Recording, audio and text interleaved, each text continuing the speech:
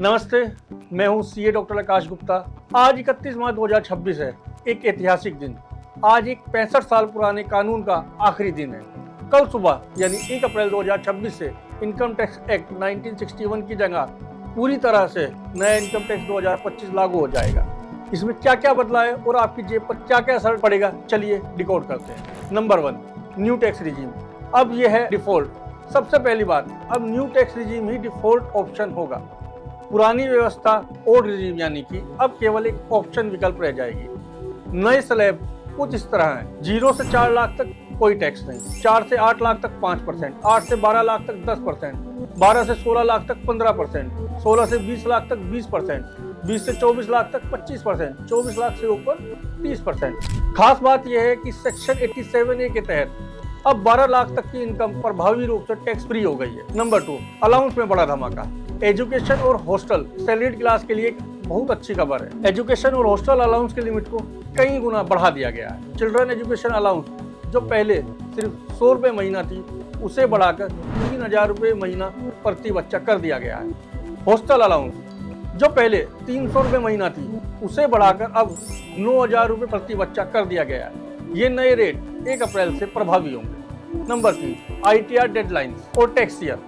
अब financial year का नाम बदलकर टैक्स ईयर कर दिया गया है। साथ ही कुछ डेडलाइंस भी बदली हैं। ITR 1 और ITR 2 की डेट 31 जुलाई ही रहेगी, लेकिन ITR 3 और ITR 4 अब आप 31 अगस्त तक फाइल कर पाएंगे, यानी 1 महीने का एक्स्ट्रा समय।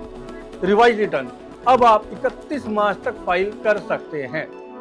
Number 4, TCS rate. विदेश घूमना हुआ सस्ता।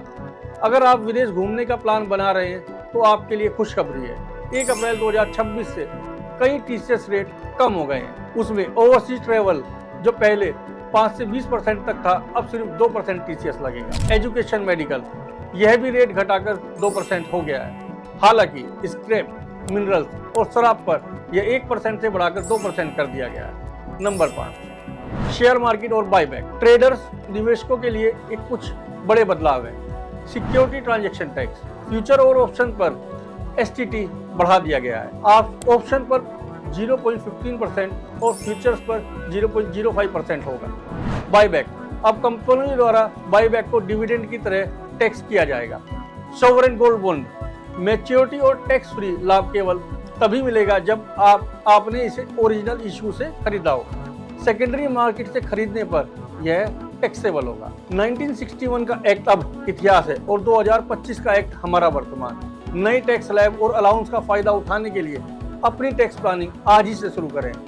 यह जानकारी शेयर करें और उन दोस्तों के साथ जो कल से पुराने नियमों के हिसाब से चल रहे होंगे। ऐसी और जानकारी के लिए देखते रहें लो डिकोडेड विद आकाश। धन्यवाद।